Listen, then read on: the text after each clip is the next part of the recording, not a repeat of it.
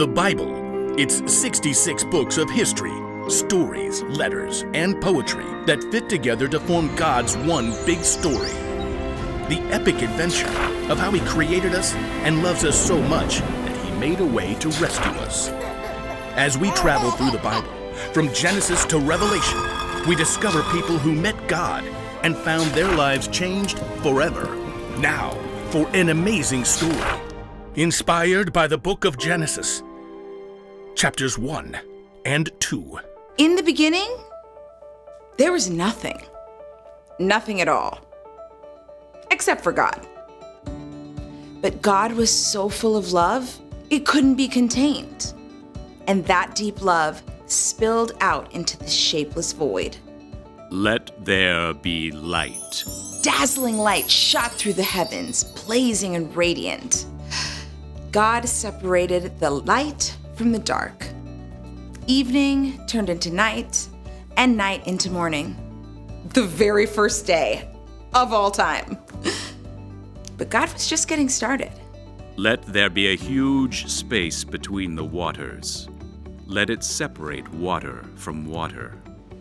The sky arched out high overhead, and below, mighty waters rolled, covering the earth like a deep blanket. That evening and that morning was the second day.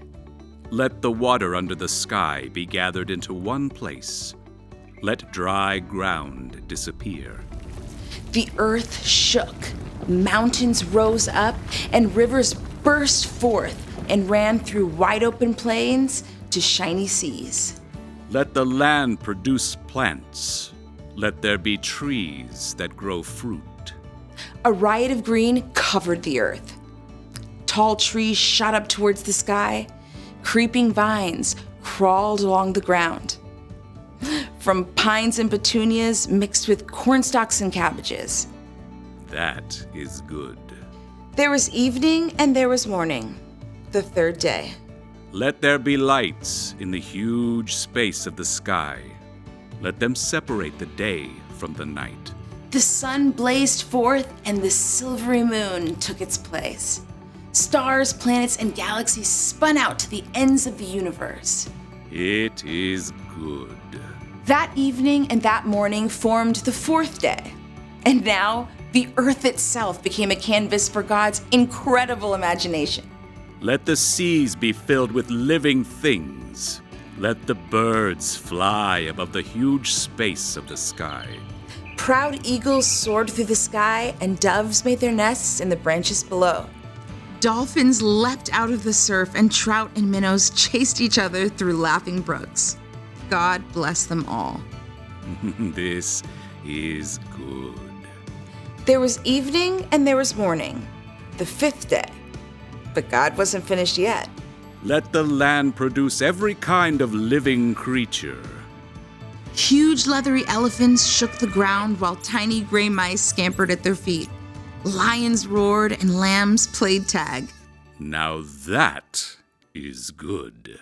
The earth was bursting with light and sound and color, but there was no one there to enjoy it.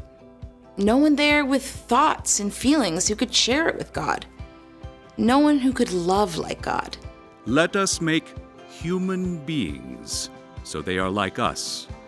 Let them rule over all the fish and the birds and the creatures. So God got down in the dust of the earth and formed a man in God's very own image. God breathed life into him. Breathing. That feels good. The air smells sweet. God placed the man Adam in a beautiful garden along the banks of a river. Farm the land. Take care of it. Okay. Oats. I think I'll put them in a good crop of oats for oatmeal. And what are these red things? Strawberries, I think. Those should go with cream, if I can think where that comes from. Even with all the things still to be discovered in the garden, though, Adam was still on his own. It is not good for the man to be alone. I will make a helper who is just right for him. So God brought all the living creatures on parade for Adam to care for and name. Perhaps a cow came first. Right. You. You give cream. And you've got a nice, calm sort of face. I'll call you Cow. Maybe a white-tailed buck came up and nibbled a vine over Adam's shoulder? Oh, dear. That tickles. Oh, dear. Dear. Oh, that suits. So I'll call you Deer. One by one, the animals crowded around to see the new human. Giraffe. Gerbil. Oh, fox. Alligator. At the end of the day, though, Adam was still alone. This is all amazing, God, but even with a whole litter of puppies snoozing in my lap, I feel like something's missing. Adam had something to care for, but no one to care for him. So God caused Adam to fall into a deep, deep sleep. Then God took a rib from Adam's side and formed it into a woman. Adam woke to something new. Oh, I got a crick in my side. Hello. Oh, who are you? I'm still learning that. Eve, I think. Madam, I'm Adam. Would you like some breakfast? Well, after we discover what breakfast is. I can recommend oatmeal with strawberries. God poured out a deep, deep love into all of creation. But on day 6, God made humans. All people were created in the likeness of God. Have children, so that there will be many of you. Fill the earth and take care of it.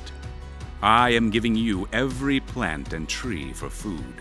People were made in God's image to think and feel as God can, to love as God can, and share that love with each other and all of creation.